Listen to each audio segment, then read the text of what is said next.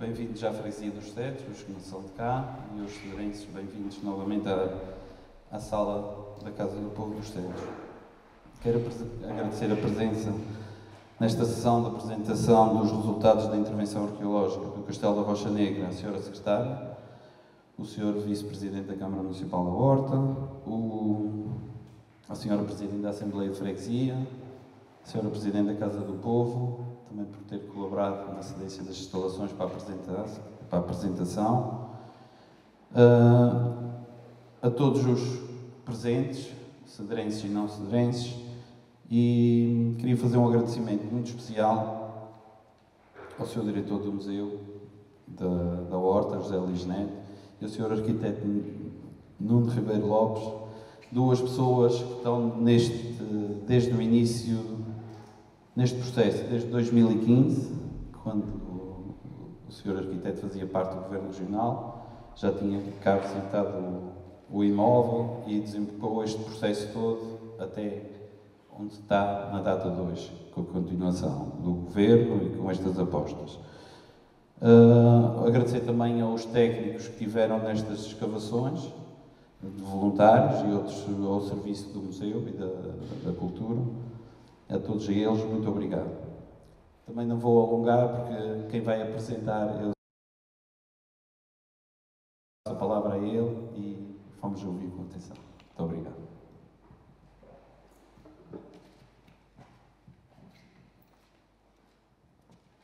Muito boa tarde.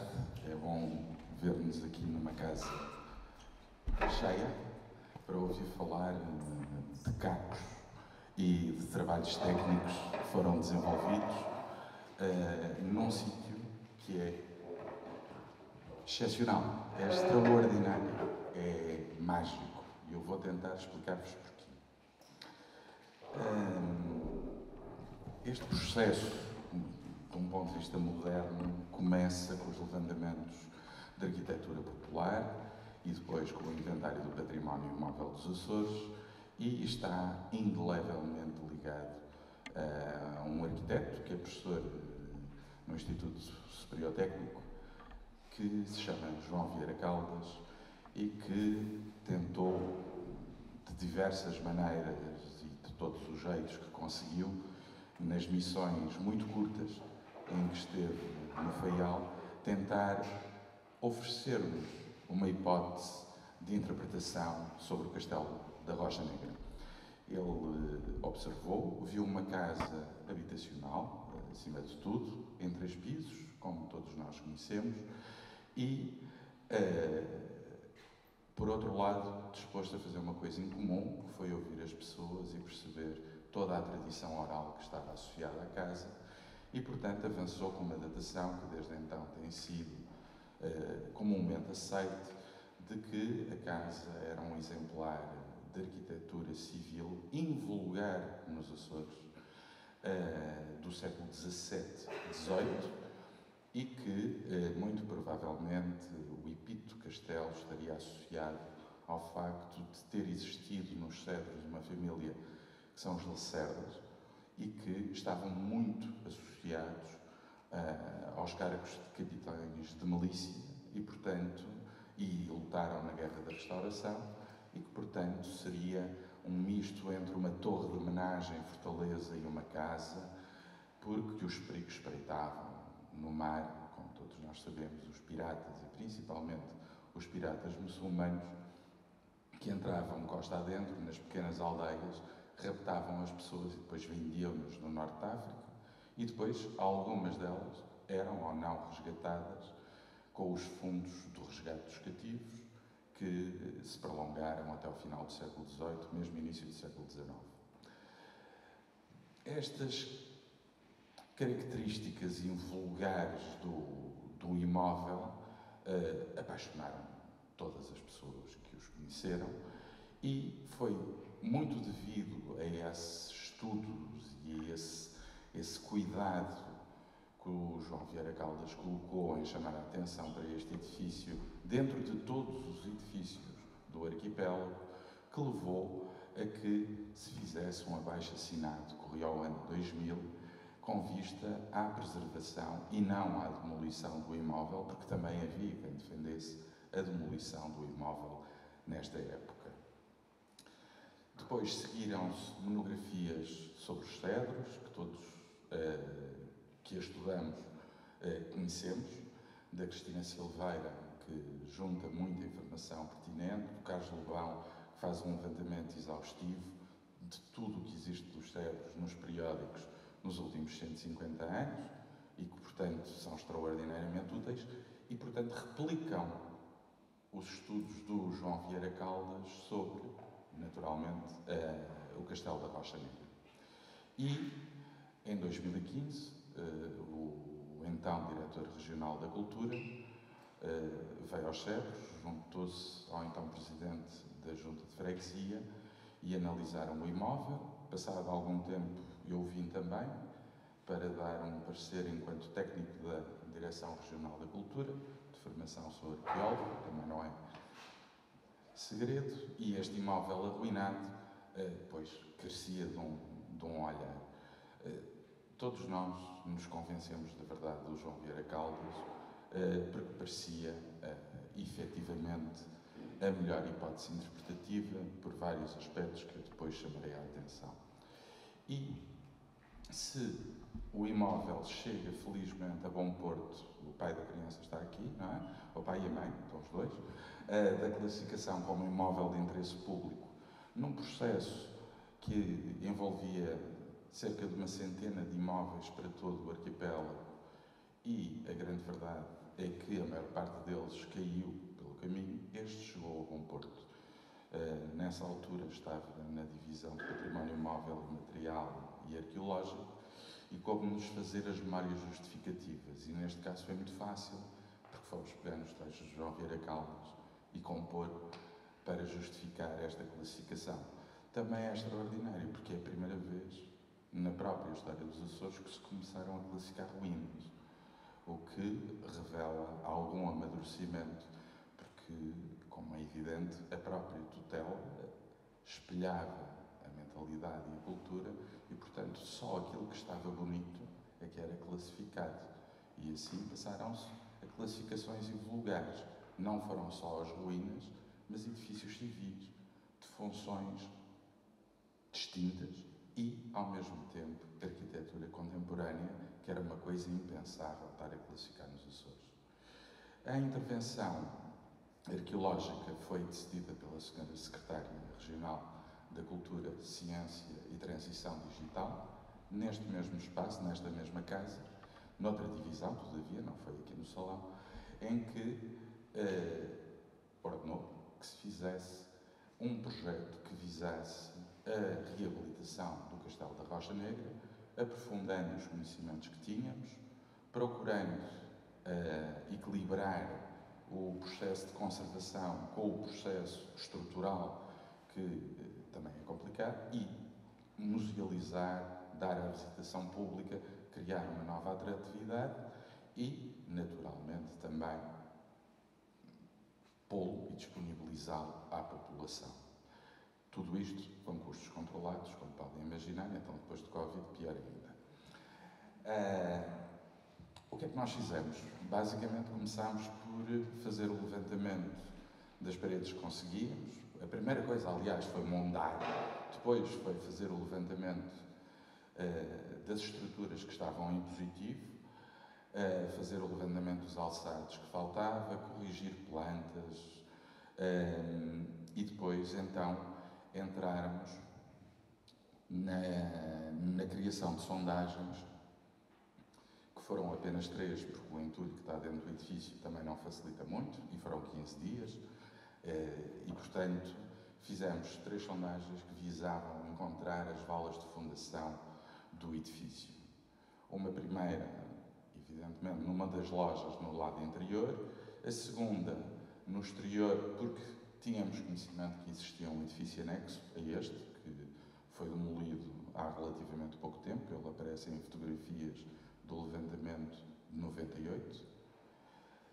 E depois fizemos aquilo que nós poderíamos chamar uma arqueologia mais tradicional e clássica, a partir do momento em que encontramos o piso original, nas limpezas e que foi ir procurar datar e esclarecer o processo de ocupação humana que está por detrás, por baixo de um piso. As valas de fundação são estruturas que resultam da construção arquitetónica. Quando nós construímos casas, e estou aqui a ver vários arquitetos, que é quase embaraçoso estar a dizer, começa-se pelas fundações. Nessas fundações há detritos que vão sendo acumulados, principalmente quando nós pensamos em épocas pretéritas, que não tínhamos retroescavadoras que chegavam lá e criavam as valas de fundação num minuto. As valas de fundação eram escavadas à mão, com instrumentos, o que implicava que refeições fossem tomadas no estaleiro de obra, como continuam a ser, e muitos desses detritos depois eram lançados por acidente ou intencionalmente para os próprios alicerces e eram tapados, serviam de entulho, não é? E depois então edifica-se. Nós procuramos, quer na sondagem 1, quer na sondagem 2, descobrir as valas de fundação. Conseguimos, claramente, conseguimos perceber que as valas de fundação, como o solo é uma marga muito dura, foram escavados em V em vez de ser em meio V, como costuma ser, ficando só a vala do lado interior e do lado exterior, tanto direita, a prumo. Neste caso não foi assim. Tiveram mesmo de escavar em V, porque era de facto muito difícil escavar aquela rocha-mãe. E do lado, na sondagem 3, do lado do piso, temos uma estratigrafia clássica com tudo aquilo que poderíamos ter de arqueologia de manual. Temos o piso, temos uma camada de entulheira, depois temos uma fina camada de cinzas, que revela que a zona foi queimada antes de ser construída, e percebemos que a pendente foi criada artificialmente. Ela era irregular e, portanto, criou-se o socalco e construiu-se a casa do lado desta pendente só com 2 pisos, do outro lado com 3. Agora, precisávamos de começar a olhar para a casa. Tínhamos algumas respostas, tínhamos valas de fundação, tínhamos estratigrafia clássica, percebemos como é que a casa foi sendo construída, precisávamos de começar a olhar para os materiais resultantes desses sítios e começar a perceber de que período, afinal, era essa construção. Essa construção, como vos disse, assentando na rocha-mãe, tendo o nivelamento e a criação de um socalco artificial do lado sul, mas do lado norte, assentando diretamente sobre a rocha-mãe, é uma construção original, primitiva, não há outra. Os materiais que foram surgindo foram materiais deste tipo: faiança regional, muita faiança regional, cerâmica inglesa de tipologias muito específicas, outras tipologias alargadas, mas que nos foram permitindo compreender que, afinal, eventualmente, poderemos ter corrido algum equívoco na datação do imóvel. E que, se calhar, porque aqui ninguém semeia estes restos, eles estão lá, porque estão lá desde a origem, cruzando todos os dados disponíveis das tipologias que temos mais assertivas, temos de concluir que esta casa foi edificada no século XIX, garantidamente, muito provavelmente entre as décadas de 1840 e 1870, cruzando os materiais de Lisboa com os materiais ingleses com os materiais regionais. E isso, como podem deixar, não podem deixar de reparar, foi para a equipa de arqueologia, e na equipa de arqueologia já estou a incluir o Sr. Presidente da Junta, um choque que não estávamos à espera. Acreditávamos piamente que íamos conseguir resolver o problema da datação, colocando no lacerda da guerra, da restauração, íamos conseguir datar aquilo de 1650, mas não. E, portanto, apesar do trabalho ter sido efetuado há 5 meses, o anterior Presidente da Junta decidiu que a apresentação pública devia ser realizada por todas estas razões e pelo período eleitoral que vivemos, depois das eleições, e, portanto, seria uma obrigação do próximo Presidente da Junta promover esta apresentação a todos vós. O Presidente da Junta continua a ser o mesmo, embora agora esteja numa posição diferente, porque é ele, este novo Presidente da Junta, que vai ter de resolver o problema herdado pelo anterior Presidente da Junta. Agora, pese embora não cumpra um relatório técnico, que foi aquilo que eu vos estive a apresentar, os resultados do relatório técnico, revisitar todo o historial relacionado com o Castelo da Rocha Negra, não se pode ignorar que, a partir do momento em que as tradições orais foram passadas a escrito por Manuel da Câmara, em 1928, que o imóvel está intimamente ligado a feitos de cavalaria e armas. Esse autor, Manuel da Câmara, associou este imóvel ao cenário de morada de um herói chamado Bartolomeu Pereira de Lacerda, que teria alegadamente vivido no século XVI e o homem era muito rico e muito poderoso, e o Parco dos Cedros decidiu dar início à procissão sem esperar por ele. E, portanto, este senhor, este aristocrata do norte da ilha, fez aquilo que também faziam os aristocratas do norte desta ilha, ou seja, e das outras ilhas dos Açores, diga-se, e, portanto, desancou e, claro, foi posto a ferros e foi mandado para Lisboa. E, chegando lá, de tal maneira dominou uma besta que não tinha controle, que o rei lhe perdoou e o mandou de volta, dizendo: não voltes a tornar a cometer estas ofensas, e, portanto, voltou com o perdão real e a honra intocada. Não sabemos se continua a espancar pais, mas seja como for, viveu feliz para sempre naquela casa. E isto fez-me pensar, até porque estava particularmente triste, porque de facto não me apetecia nada ter os resultados que tenho para vos apresentar, fez-me pensar que esta história tinha outra coisa que me fazia lembrar outra história. E essa história foi narrada por Gaspar Frutuoso sobre um tal Arnequim. Dizem que era um flamengo valente e determinado.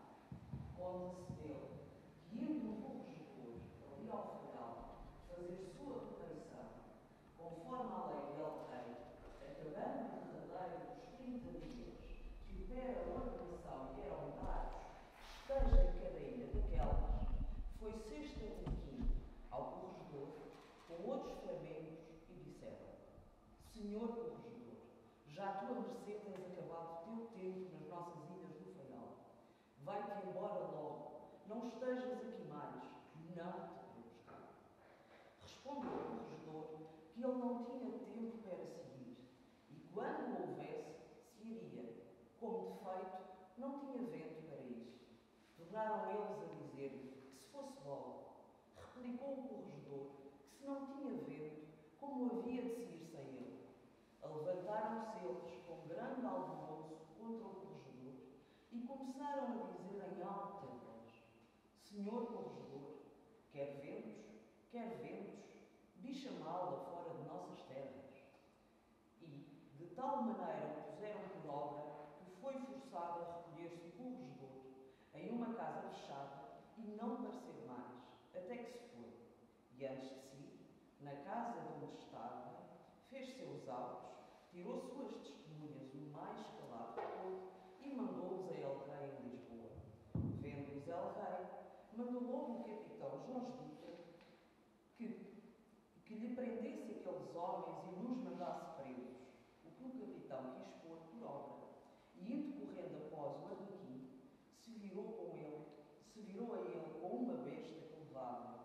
por o capitão o acossar muito com o cavalo, e virando de além de uma grota lhe disse: Senhor capitão, vai-te embora, deixa-me, senão hei de matar-te com esta besta. Vendo o capitão isto, e que eles andavam todos alvoroçados, temeu e deixou. Escreveu ao rei tudo, a quem ao rei respondeu que os não prendesse, somente de sua parte lhes dissesse que fossem ao reino, o que deles, conselhados de outros, fizeram. E sendo lá, lhe disse ao rei que não se espantava do que eles fizeram ao seu corregedor, que era português, e eles framengos, que se não entenderiam com ele, mas que se maravilhava do que fizeram ao seu capitão, com quem eles vieram. E seu natural, flamengo como eles, o quiseram matar, não lhe obedecendo, nem tendo de ver com ele, ao que respondeu Arlequim: Queres que te diga? Queis com raiva seu bom ordem. Ao que ao rei, que poucas vezes ria, segundo ele se diz, não se pôde ter sem se mover a riso, virando o rosto para o outro lado.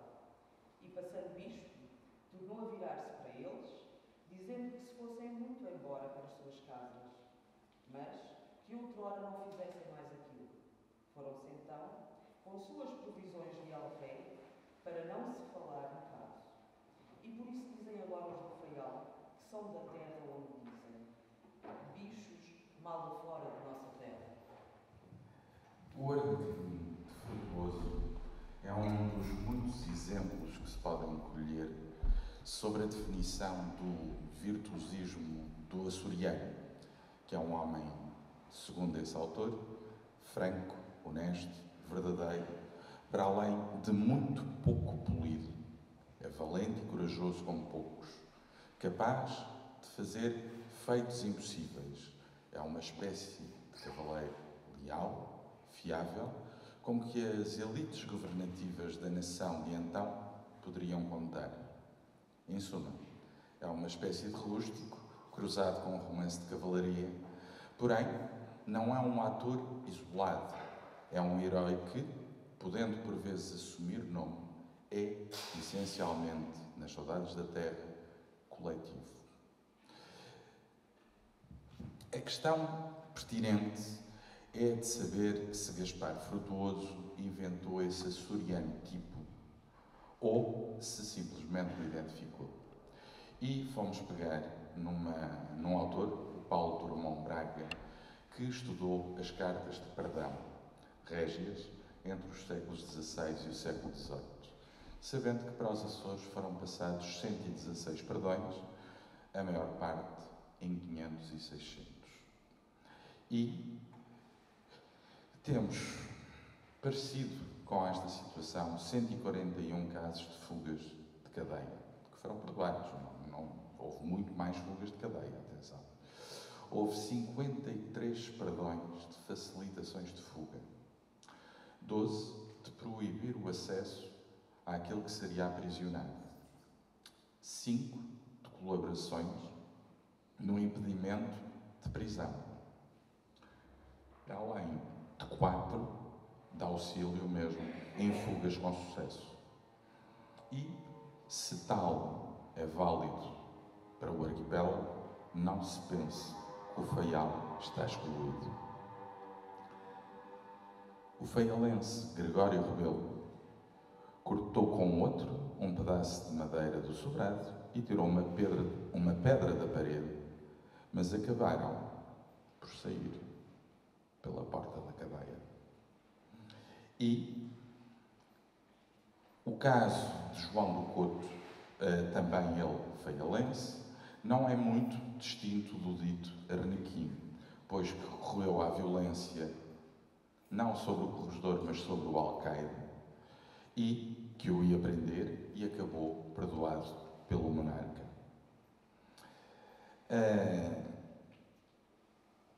Aliás, Paulo Drummond Braga diz que os crimes e delitos de agressão física são, segundo ele, portanto estou a citá-lo, estou perdoado, extremamente comuns nos Açores. Sendo que o tabelião da Horta também, claro, foi sovado, e vários sacerdotes nesta ilha passando pelos diversos meios de arcabuzes a simples pedras, passando por adagas, cutelos, punhais, paus e espadas. E com tudo isto, foram os monarcas mais ou menos complacentes. Portanto, o Arnequim, muito provavelmente, baseia-se. É possível ter-se baseado numa figura real, uma vez que todos os outros praticavam estas coisas e obtinham perdões religiosos. Este Arnequim passa depois para o António Cordeiro, já no século XVIII, e assume claramente uma figura diferente. Ele fica mais refinado e passa, o povo que ele representava passa uma espécie de coro, e ele já é um herói mesmo de carne e osso e de virtude cavaleiresca, que em pleno período de absolutismo, portanto em pleno reinado de Dom João V, grita ao povo, ao não fosse o autor, um bom jesuíta: cães raivosos, seus mordos donem, seus donos mordem. E é precisamente este mesmo indivíduo que depois é pegado pelo Ernesto Rebelo como símbolo numa das suas peças, e que ganha um brio excelente, porque contra os absolutistas marchar. E, portanto, é este também o indivíduo que chega a 1928 e vamos ver Manuel Cabral, que era um sidonista, apesar de tudo, mas que foi governador do próprio Faial durante um pequeno período, a pegar no Arnequim, transvesti-lo de um Lacerda e torná-lo de um símbolo numa altura em que já não se podia falar, porque estávamos em plena ditadura militar. Ou seja, estamos a falar de indivíduos, deste Arnequim, que passa a ser um símbolo do direito à revolta sempre que há tirania. O primeiro diretor do Museu da Horta, o Padre Júlio da Rosa, claro, eu tinha de falar dele, gosto muito dele, essa que é a verdade, dedicou umas linhas muito interessantes a este assunto e que ajuda-nos a perceber melhor esta história, porque foi fuçar na história, foi tirar-nos as linhas que faltavam. E a questão é que este Arnequim existiu de facto, chamou-se Arnequim e foi morador, imagine-se, nos Cedros, num sítio especificamente chamado Cabeça do Arrinquim, e onde teve várias pegas como capitão donatário, e que, claro, o Padre Júlio da Rosa eleva num livro fantástico, publicado pós-morte, que é a história da Ribeira Funda, da Ribeira Seca, Ribeira Funda, e chama-lhe Um Passado Sem História, a qual ele devolve, e vêm estas qualidades todas, que no fundo se fundem com as pedras do Castelo da Rocha Negra. Haverá eventualmente alguma coisa, há pré-existências na prospeção. Está ali um fragmentozinho muito pequenino de uma loiça de final do século XVI e início do século XVII. O próprio piso reaproveita pedras de cantaria de uma construção anterior e, evidentemente, aqueles cunhais será muito difícil serem do século XIX. Agora, se é esta a morada do Arnequim, se é esta a morada dos Lacerdas, esta não é de certeza, mas foi por ali muito provavelmente. E, portanto, de um ponto de vista técnico, aquilo que nós podemos propor, e enquanto técnico apenas estou a dizer, é que se calhar, talvez justifique ou não, a desclassificação enquanto imóvel de interesse público, porque é um edifício que afinal é, no fundo, uma casa agrícola do século XIX, se olharmos apenas para as pedras. No entanto, todos nós conseguimos perceber, depois daquilo que eu vos disse, que elas são muito mais do que isso. E, portanto, do nosso ponto de vista, A questão, tanto eu como o Presidente da Junta estamos todos em absoluta sintonia, a resposta a esta questão deve ser vossa e agora terão o oposto desta conversa com, precisamente, o arquiteto Nuno Ribeiro Lopes, que é o pai da criança.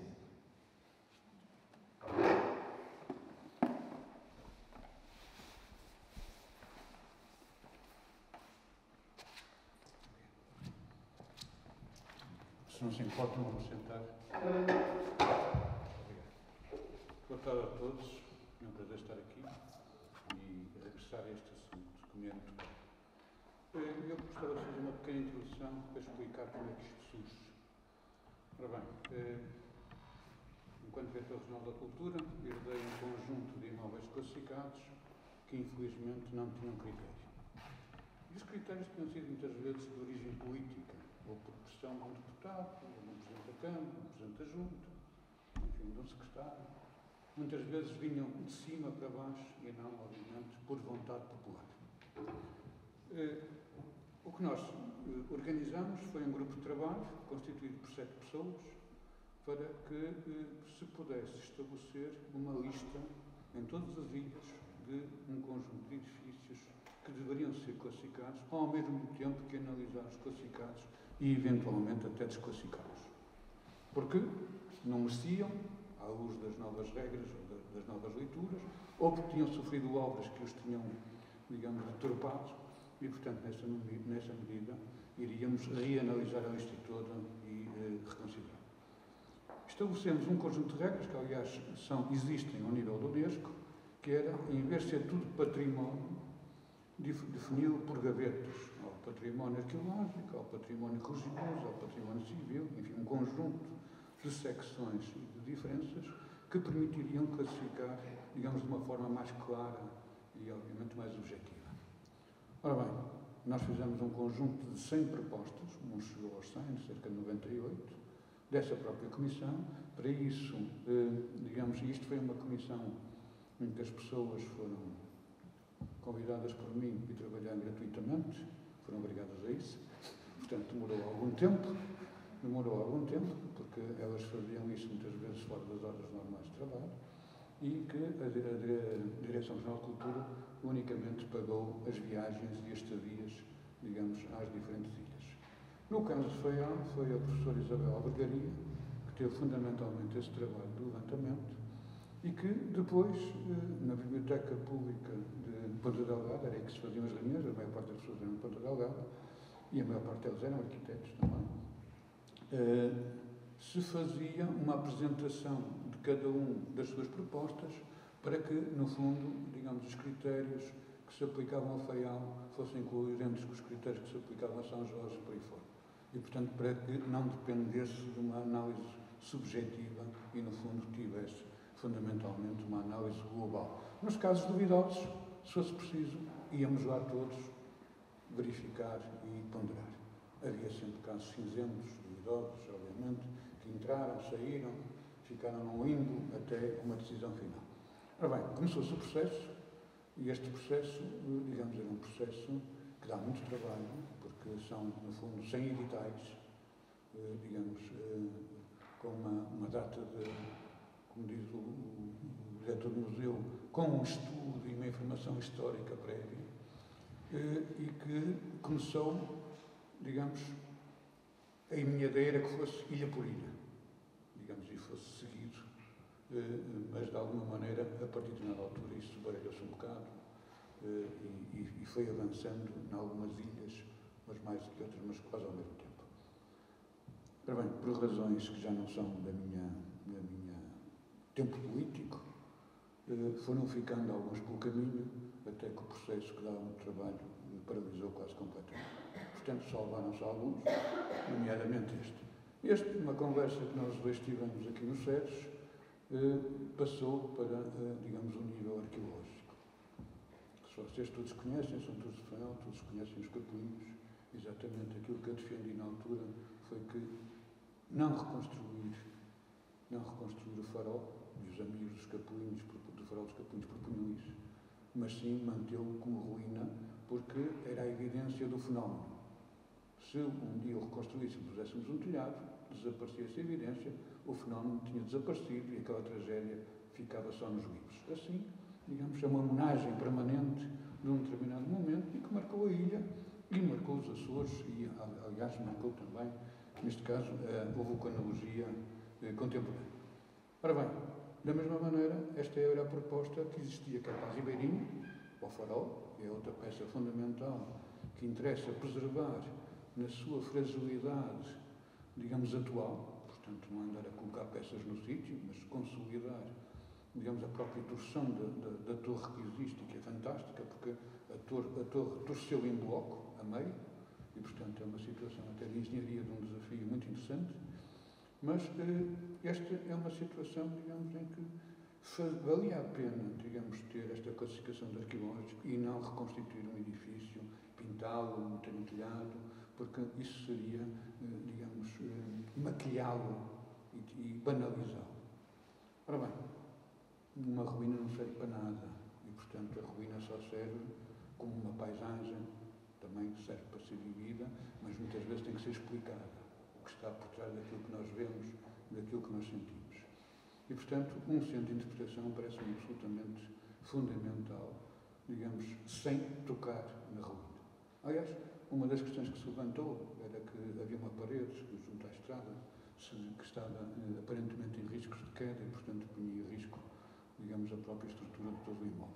Acabamos por verificar que não era tanto assim, que, digamos, estava numa posição aparentemente instável, mas nem tanto, e, portanto, dá perfeitamente para fazer essa consolidação, para ter tempo para fazer o centro de interpretação, ainda por cima havendo terreno ao lado, a Junta de Freguesia felizmente comprou o terreno, que era uma das dificuldades quando pertencia às proprietárias, que não estavam cá, e, portanto, tem todas as condições para se transformar, digamos, num bem da própria freguesia.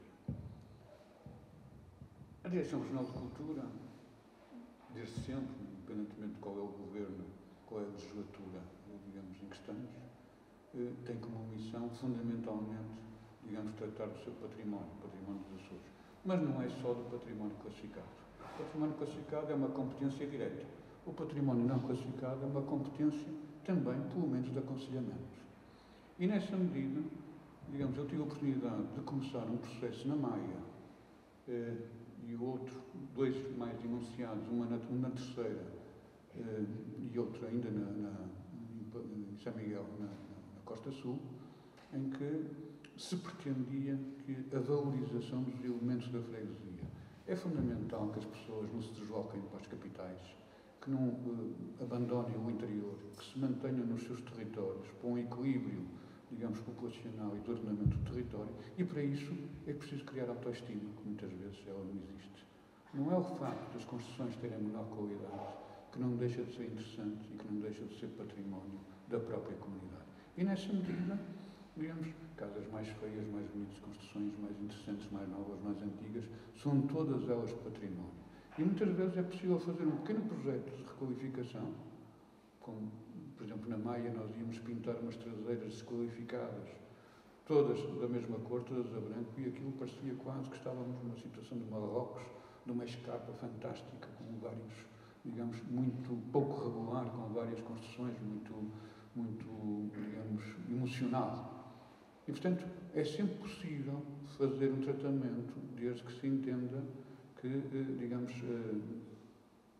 a freguesia merece, o lugar merece. E, para isso, as pessoas têm, obviamente, que estar interessadas nessa própria valorização e nessa própria organização. Eu parece-me que o Castelo da Rocha Negra, independentemente daquilo que é posto aqui hoje, deve continuar a ser imóvel de interesse público, na minha opinião. Porque, como nós vimos, existem algumas evidências arqueológicas que demonstram, digamos, se calhar o contrário. Mas digamos, não estão esgotadas, digamos, os trabalhos arqueológicos que possam chegar a uma conclusão, digamos, total. E, digamos, se formos a este desenrolar de histórias e de momentos que o José Luís nos contou, então, mesmo que o edifício não se tenha a certeza de que é porque é, digamos, esta mesma história que ele nos contou pode ser contada, digamos, à própria população, pode ser contada a quem nos visita, e pode-se transformar exatamente, digamos, num símbolo dos próprios cedros. E, portanto, este edifício encarna isso, mais nenhum. Se nós o desconsiderarmos, a nível da própria classificação, corremos o risco de que ele mais tarde venha a ser, digamos, perca a sua importância, digamos, as pessoas acabam por se aborrecer com aquele estado em que aquilo está, eventualmente não haverá financiamentos, não tem que aturar os técnicos da Direção Regional de Cultura, é uma vantagem, mas, digamos, mas não é suficiente, mas, digamos, acho que merece o esforço na manutenção deste grau de classificação. Porque o património é aquilo que nós quisermos que seja, é um património de todos, é aquilo que nós queremos que seja.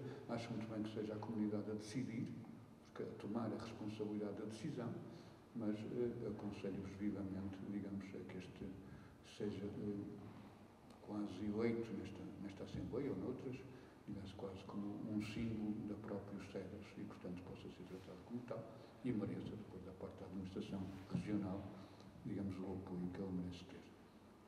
Acho que merece um centro de interpretação sem tocar no edifício. Muito obrigado.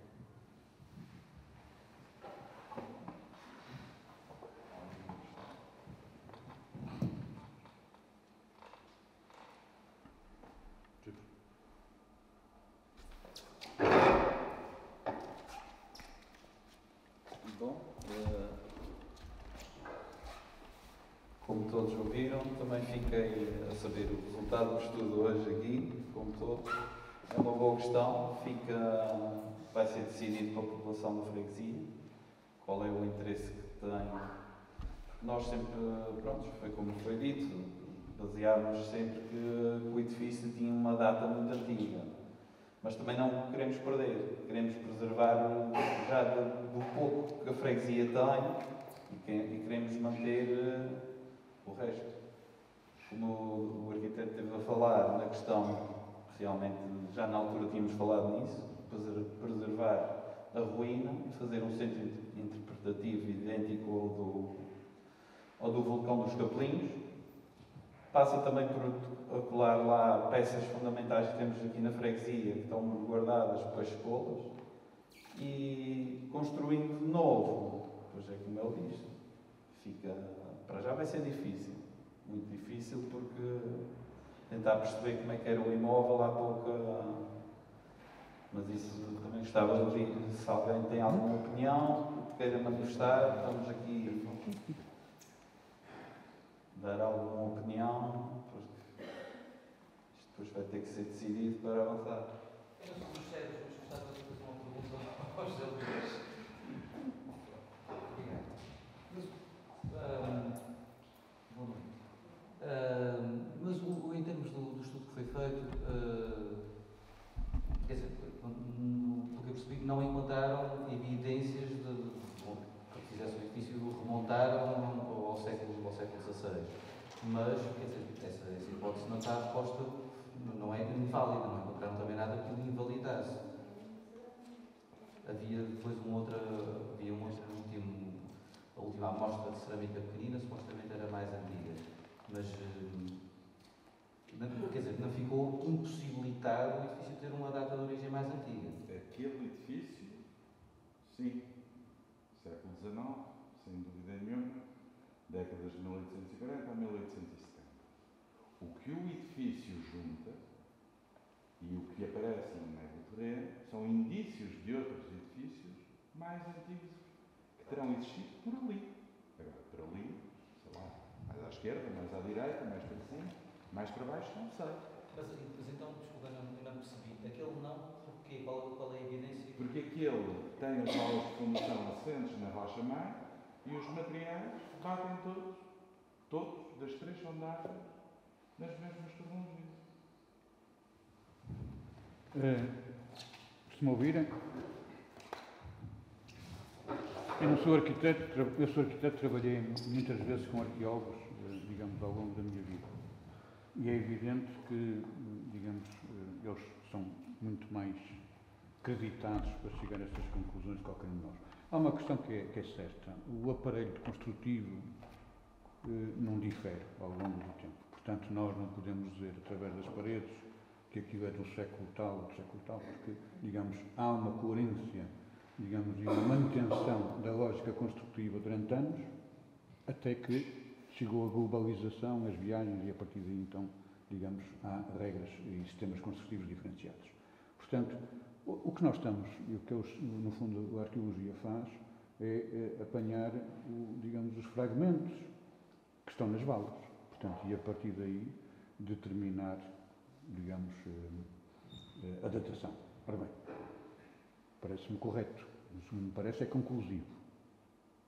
Porque, por uma simples razão, porque basta ter havido uma obra, digamos, uma limpeza de fundações, um problema de assoreamento, enfim, o que quiserem, um movimento de tetos, para que, numa data posterior, para que, digamos, os fragmentos que lá estavam desapareçam e apareçam novos.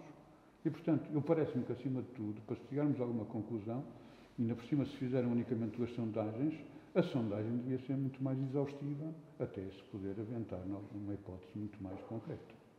Esta é que me parece, digamos, em primeiro lugar, a questão a determinar. É que deve continuar, digamos, o levantamento arqueológico de uma forma exaustiva até se poder garantir que é toda a volta da casa, digamos, em todas as valas, efetivamente, aparece ou não aparece material do século XVII, do século XVIII, do século XIX. Não invalida aquilo que José Luís disse, o que me parece é que nós não podemos, desde logo, pôr de lado essa hipótese, digamos, porque, de alguma maneira, a tradição oral também é importante. E, portanto, é evidente que nós sabemos que quem conta um conto, conta 100 histórias, vai aumentando, obviamente, e vai mudando, e vai romanceando, até chegar à história mais interessante, em que desaparecem muitos factos menos interessantes, mais aborrecidos, e fica a parte, digamos, mais cor-de-rosa e mais interessante de tudo isso. Mas, se existe onde há fumo há fogo, se existe essa história, poderá haver um vestígio de qualquer outra questão. É natural que haja uma construção anterior, que essa sim possa ser, digamos, a primitiva, que se tenha aproveitado as pedras para fazer uma nova construção. É muito normal neste sistema construtivo, é muito normal ao longo da história vemos estes casos todos. Nós temos isto nas termas romanas de Évora, em que a sala do século XVII está em cima da estrutura romana, as portas da sala correspondem às portas de acesso, digamos, às termas. Portanto, há exatamente o conhecimento daquilo que estava por baixo. Há o Laboratório Químico na Universidade de Coimbra, em que se reaproveita, digamos, todos os materiais para fazer uma nova construção do refeitório dos jesuítas. E, portanto, nós sabemos que existem estas situações, mas acho é que nós não podemos, da mesma maneira que a conclusão que o João Vieira Caldas tirou a partir das histórias poderá ser parcial, acho que neste momento a conclusão contrária ainda poderá ser parcial.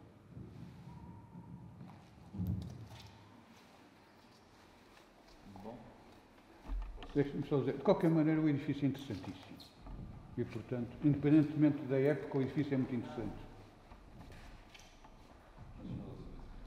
Muito bem, boa noite a todos. Não sendo nem arquiteto nem arqueólogo, antes de mais dar os parabéns pela explanação, pelo trabalho, quer do diretor do museu, quer do senhor arquiteto, mas gostaria de perceber que foram feitos 3 momentos de arqueologia.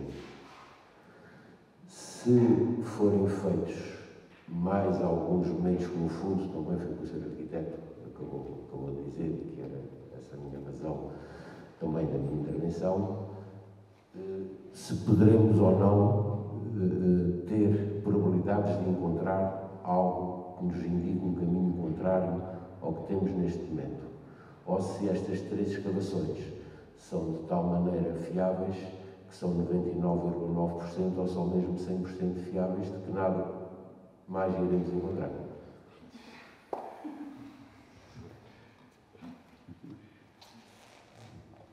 Quem me dera ter essa resposta assim, tão taxativa. Não. Absolutamente certo, só a morte e os esperei portugueses. Mas, em arqueologia, nada é assim tão absoluto. São 3 sondagens que são obviamente, habitualíssima de utilizar em arqueologia, dão muito bons indicadores, são fiáveis, permitem datar moinhos da Ribeira dos Moinhos em Angra, permitem datar edifícios no meio dos cerrados das outras ilhas, permitem datar edifícios nos conjuntos urbanos.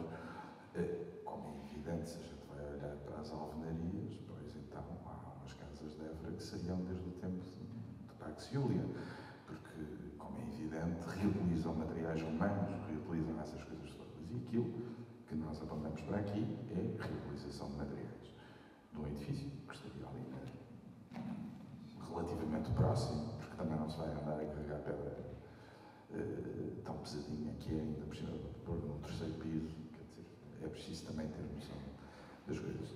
É evidente que a proposta do arquiteto Nuno Ribeiro Lopes é do agrado de qualquer arqueólogo. A gente prefere fazer escavações integrais a estar a fazer sondagens, precisamente porque há margens de erro, não na sondagem em si, isso também há, se for mal escavado, certamente há uma grande margem de erro, mas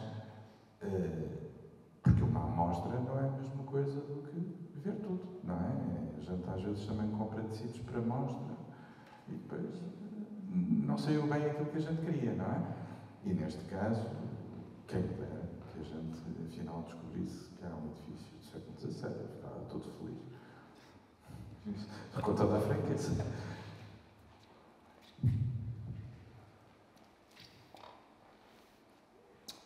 Vou ouvir aqui uma cedrense. Muito boa noite. Eu sou uma cedrense que sempre tive muito interesse no Castelo da Rochaneira.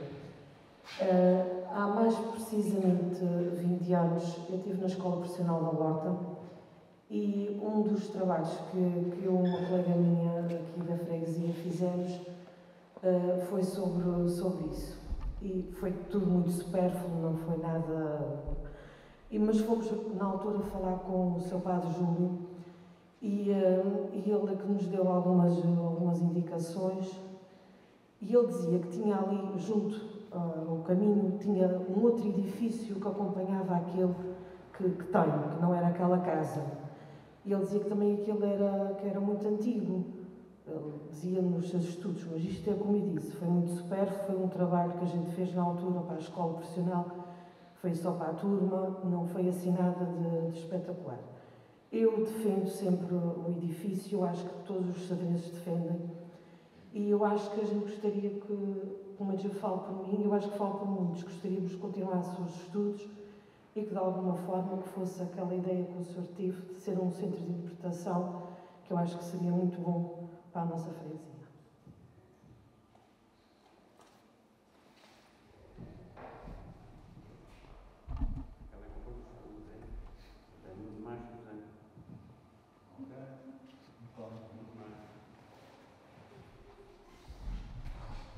Olá, boa noite. Eu gostava de perguntar, primeiro, eu carinho muito este edifício e penso que, independentemente de ser do século XVII, século XVIII, século XV ou outra época, um edifício que tem pormenores e detalhes tão singulares como este edifício e que se aguentou, inclusive ao sismo de 98, outros não se aguentaram e caíram e foram retiradas as pedras e foram esquecidas e enterradas. Estas se existem e se algumas são tão peculiares, é todo o interesse, penso eu, não só dos segredos, mas como do Faial e dos Açores e de Portugal, ter estes exemplares consolidados. Eu acho que sim, acho que pelo menos passa totalmente de acordo com uma consolidação do edifício, para que ele seja o exemplo que é e poderá animar muito a alma dos cegos, com certeza, e essas narrativas que o Sr. Diretor do Museu acabou de nos oferecer.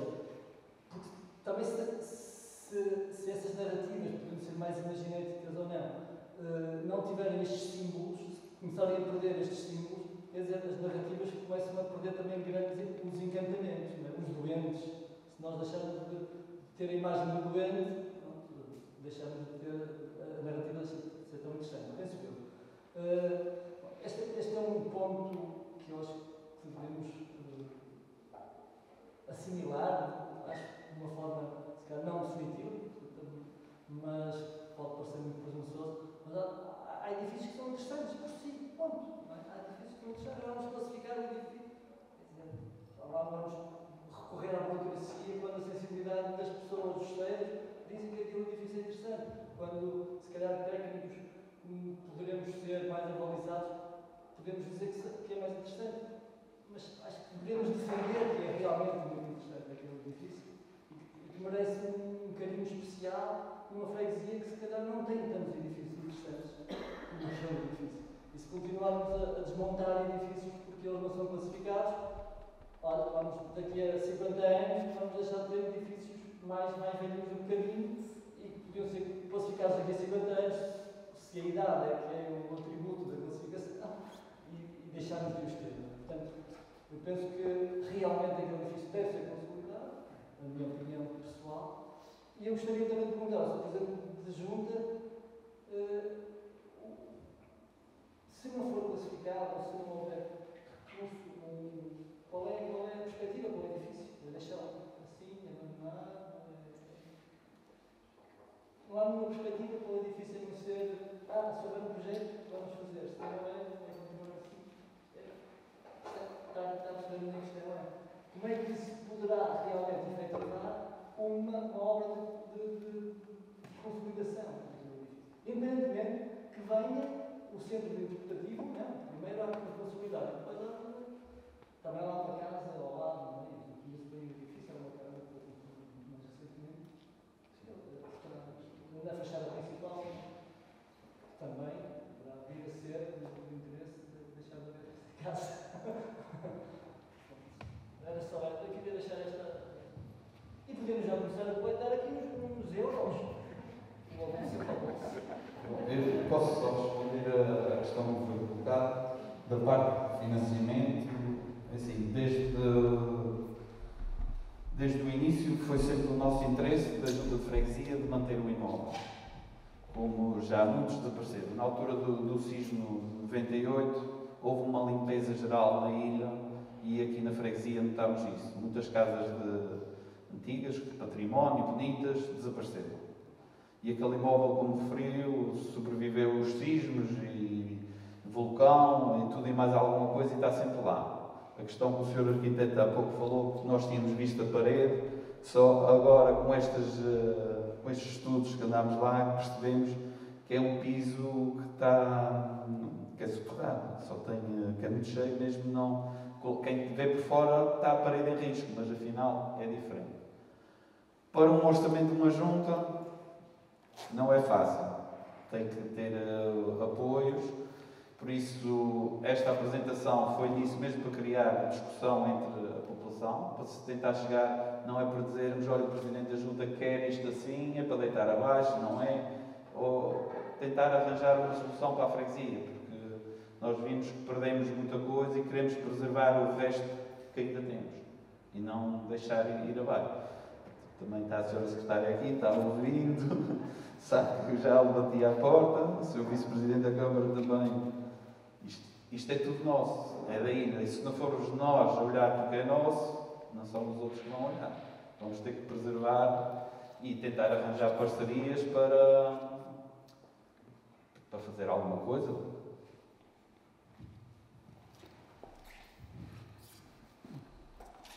Só para lembrar que o património é aquilo que nós quisermos.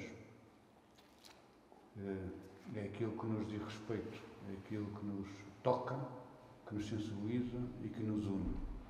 Portanto, se aquele edifício, independentemente de ser do século XVII, ser do século XIX, tem essa função agregadora de uma comunidade e em que a comunidade se revê e pode ser, digamos, tem estas histórias todas associadas e podem estas histórias estar todas reportadas, digamos, e abertas, digamos, ao público, a partir de um centro de interpretação, acho que a questão de ser classificado ou não é uma questão, em primeiro lugar, supérflua, ao nível daquilo que é a própria autoestima ao nível daquilo que é o património pessoal, o património da freguesia de cada um de vocês. Portanto, como elemento de coesão de uma comunidade. Em segundo lugar, obviamente que o facto de ser classificado ajuda, digamos, a assinalar no mapa uma importância superior. Mas não é questão essencial, digamos, para que seja reabilitado e se mantenha e seja um centro de interpretação ou outra função que tiver. Agora, a questão fundamental é se a própria comunidade se revê nele e se entende que é um símbolo. Isso sim é o próprio património, independentemente dos técnicos dizerem que é ou não é importante historicamente, que é ou não é mais autêntico, mais verdadeiro, ou que é, digamos, uma reconstrução. Eu vou só contar uma história muito rápida. Quando, na altura da visita da Unesco às vinhas do Pico, eles vinham disponíveis, eram dois técnicos, um arqueólogo, digamos, do Iconos escocês, e um técnico de paisagem, também inglês, mas, digamos, outra. E eles vinham, digamos, disponíveis ou dispostos para não chumbar a candidatura do Pico. E a primeira pergunta que fizeram foi: ó, Sr. Arquiteto, consegue provar que estas pedras são originais? E eu disse: olha, tenho a certeza absoluta e o que posso garantir é que não são. Estes muros não são originais. As pedras são, os muros não são. Mas estes muros já foram reconstruídos N vezes e cada vez que se reconstruiu, cada vez foi melhor. Cada vez durou mais tempo. Até que se conseguiu atingir uma técnica que perdura e eles estão cá. Portanto, o que vale é o processo e não se o muro é original ou não. E nessa medida eles aceitaram e acabaram por classificar o Pico, entre outras coisas. Isso foi ultrapassado. Portanto, o processo está aqui. Foi reconstruído, é original, digamos, é um símbolo, está associado à história, sejam elas verdadeiras ou não. Digamos, é isso que vocês têm que avaliar se vos interessa como símbolo ou não, como património da freguesia. Bem, não se pronunciaram todos, mas eu queria só dizer uma coisa. Evidentemente, eu e o Sr. Presidente da Junta já percebemos que o que queríamos ter a certeza para podermos também agir, e nesse sentido o Sr. Presidente da Junta vai meter uma cunha à Câmara Municipal para se envolver no processo, o Sr. Diretor do Museu vai meter uma cunha à Sra. Secretária para se envolver ainda mais no processo, e com certeza que iremos fazer aquilo que tudo que vocês disseram aqui, com a maior das boas vontades, certamente, porque é evidente, seja do século XIX, como parece vir a ser ou não, é irrelevante desde que as pessoas gostem daquelas pedras.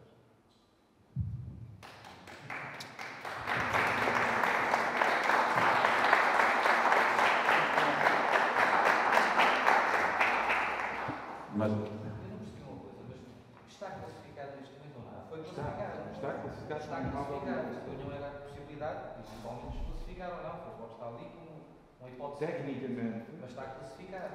Tecnicamente. E, portanto, estando classificado, quer dizer, há formas naturais de se arranjarem. O problema é arranjar a narrativa para a interpretação, porque há formas de se financiar, não é? Não viemos aqui sem narrativa. Não viemos aqui sem narrativa. Claro! Mas se calhar é que é importante. Quer dizer, porque se é reconhecível pela população dos centros e de facto é espantoso, porque qualquer pessoa que chega aqui de fora, quer dizer, é curioso, acho que a palavra é essa, é curioso. Olhamos para aquele castelo, já à partida com uma dimensão considerável, com uma construção em pedra e depois com aqueles elementos estranhos, eu digo estranhos porque ninguém está à espera de ver uns punhais com aquele tipo de dentário numa construção que noutros sítios parece uma construção rural do mais vernáculo que há, não é? A gente fica a pensar, mas afinal, o que era isto? Era um palacete, era uma construção rural, foi uma coisa que caiu e depois as pessoas reaproveitaram e fizeram outra coisa diferente e é a sua forma criativa. Por isso, eu gostei da história do Armequim. O Armequim é um símbolo da ilha. Era para ser um símbolo da ilha. Foi utilizado pelo Gaspar Frutuoso e depois pelo António Cordeiro como um princípio de herói autonomista, antes de ser já o era, mas, por outro lado, foi sempre recuperado, pois é esquecido, foi sempre recuperado em alturas de ditadura, para relembrar aos feirenses, e não apenas aos cedrenses, aos feirenses e aos açorianos, que lhes cabe um direito de resistência e que manda quem cá está. E, portanto, é extraordinário por isso. Está sediado nos céus. E passou de Flamengo a português, não foi por acaso. Os flamengos eram os originários, mas depois, a partir de determinado momento, já não interessavam. E pronto. E obrigado por terem vindo.